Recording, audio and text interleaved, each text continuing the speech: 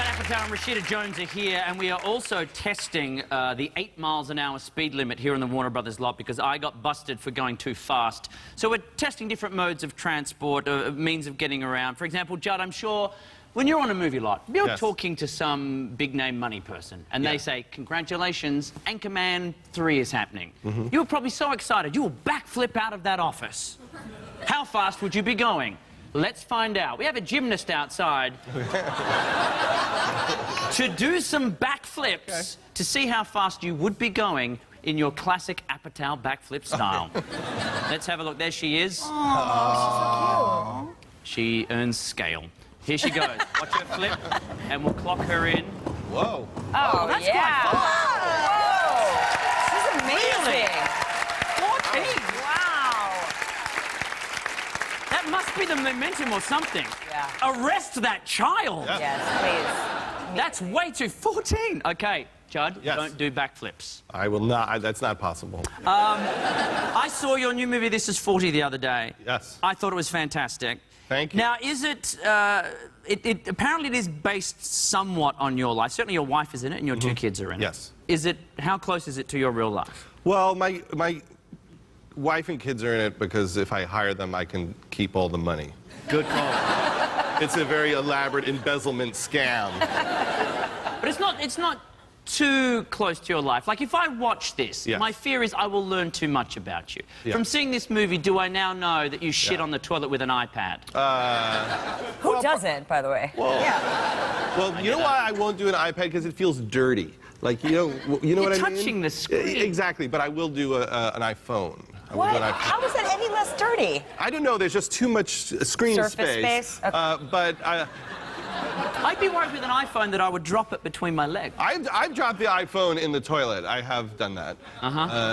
And then fished it out and finished up my game with Words with Friends. If you've ever wanted to see Siri puke. Yes. We do have a clip from the movie. This is Paul Rudd somewhat playing you and your wife Leslie Mann. Have a look. This is 40. Better looking. Fight. I don't know. It makes no sense at all. It makes no sense. You get so mad at me. Oh my gosh. I feel like you want to kill me. I do want to kill you. How did you do it? Oh no. I poison you. I poison your cupcakes that you pretend not to eat every day and just put like enough in to just slowly weaken you. I love it. I would enjoy our last few months together. Me too. Because you'd be so weak and like sweet and I could take care of you and but while killing you.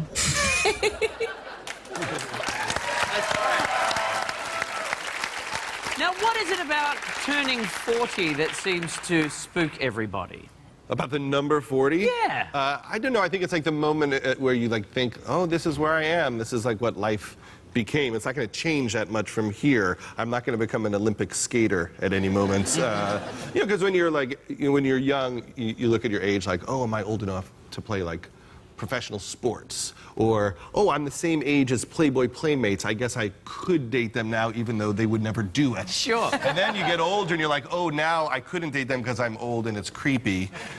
And then you realize, like, you're as old as the president, and that sucks. Is there anything like, does anybody prepare for 40? I've got 40 coming up in about 18 months for me, and I don't know whether I should prepare for it or anything like that. Well, It's really hard for men in Hollywood. It is.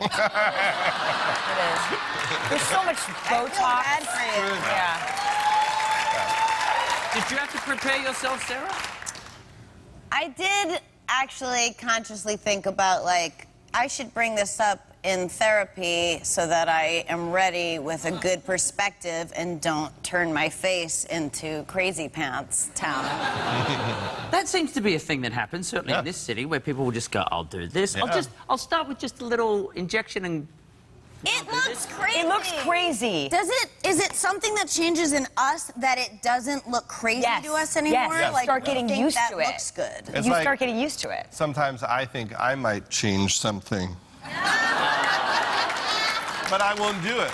Too much testosterone. It would look crazy. It would look Yesterday, I went to the dermatologist, and I went to just get my moles checked, and she was like, have you ever thought about fillers? And started trying to push, like, plastic surgery. What's a filler? Fillers and Botox are the things that people do to their face to like make it freeze and never move again. And I'm 36, and like, yes, I think about age or whatever, but like, I'm not gonna do that. She just offered it up. She didn't offer You're it. gonna play a 20-year-old because you've got shit all in your you're gonna play a crazy 40-year-old. That's Hands what you're like an gonna do. 80-year-old woman, but your face looks like this. That's not natural. No. Well, she's not doing you a favor. She's going to charge you $800. No, no favors. No But favors. it is tougher for women, though, isn't it? Is there, or is it? Or am I? It's a mental thing. It's a mental thing, and I have to say, if I ever look and think I need that, I might just like be like, peace, I'm out of here. I can't.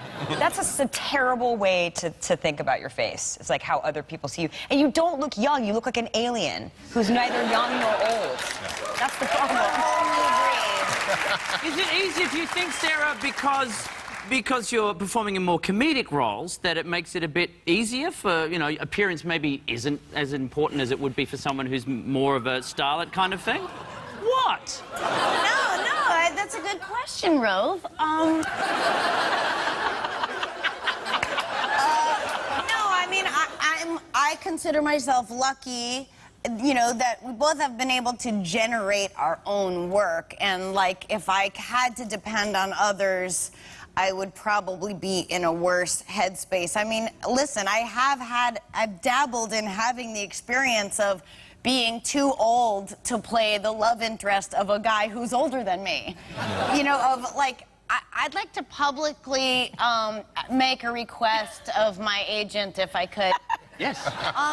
When you call me, could you tell me I lost the part to a 23-year-old and then loudly eat almonds? At all possible. I know you're busy.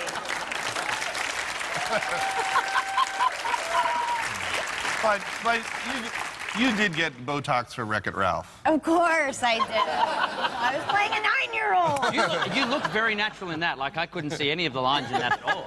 Right. Yeah. That's got to be a fun role to turn up to work and not even have to think about what you're wearing or anything like that. It's voiceover work. It's great. No, yeah, it was good. I mean, I might want to think about what I'm wearing if I want to get laid ever again. It was nice to just roll. I'm just kidding. I'm getting laid. To just, like, you know, hair, makeup, and any of that stuff, and you still, you know, people go like, oh, you don't really have to act because it's just your voice. But I mean, even when you're on the phone, aren't you like this and pacing and, you know? It's harder. It's harder. Now, Rashida, because similar to what Judd did with Celeste and Jesse Forever, that's it's about a couple breaking up, and you wrote it with an ex-boyfriend. Yeah. Is it therapeutic to go through that process? Well, we dated for like 3 weeks in the 90s, so I don't think that's an ex-boyfriend. But it was enough to get a movie out of it, so that's pretty good. Yes, that's true. But That we whole stole from- relationship was a tax deduction. Yeah, exactly. All 3 weeks of it. Yeah, I mean, we stole from other people. We stole from other relationships I had and he had with, you know, since then. Like, it wasn't all based on those 3 weeks, but we definitely use. There are things about it that are autobiographical for sure. So similar to Judd shitting on the toilet with an iPad/iPhone.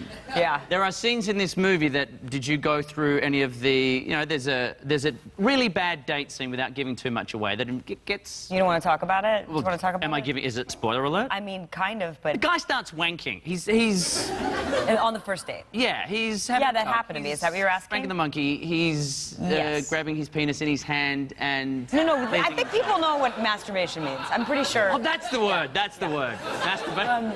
Yeah, Seriously, no. I'm going, what? I'm thinking of every other euphemism for it except the word masturbation. So did that happen to you? Yes. That was so And here he is. Hey! It did. It happened to So me. what? Go on. Tell. Well, it was the first date. We were a little tipsy, and we made out, and then it just like. It just started happening, and what happened in the movie was not quite what, it's actually worse in real life because I'm a little codependent, so I tried to help out, but he was like, no, I'm good. And then it ended up with me like 3 feet away from him and just watching him. And being like, oh, great. How many times can I say I'm sorry? Not enough. Not enough, bro. Now, at this point, I'd like to test another of our 8-mile-an-hour speed limits. We've all probably tried to... They think it's related. Masturbate. Someone's going to masturbate vigorously. at 15 miles Because I did get per caught hour. doing that as well, so... no, this is another mode of getting around is a scooter, like, you know, those little sort of razor scooter things. How fast do you think something like that would go, Rashida? Look, probably, I'm gonna go in the 16 miles 16, per hour. sure. Is that fast? Judd? 22. 22. Definitely over the 8. Over the 8, okay. Well, we've got a pro, someone who's used to riding one of these razor scooters outside. We cross to them now to see how fast they can go. It's Jumpy.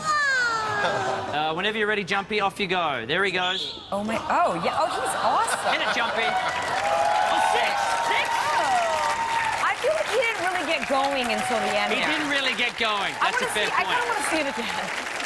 Well, good. A dog on a scooter is safe. We're learning a lot tonight. All right, coming up, we'll have another test. Beek in a ball. You don't know what it is, but trust me, you'll want to find out.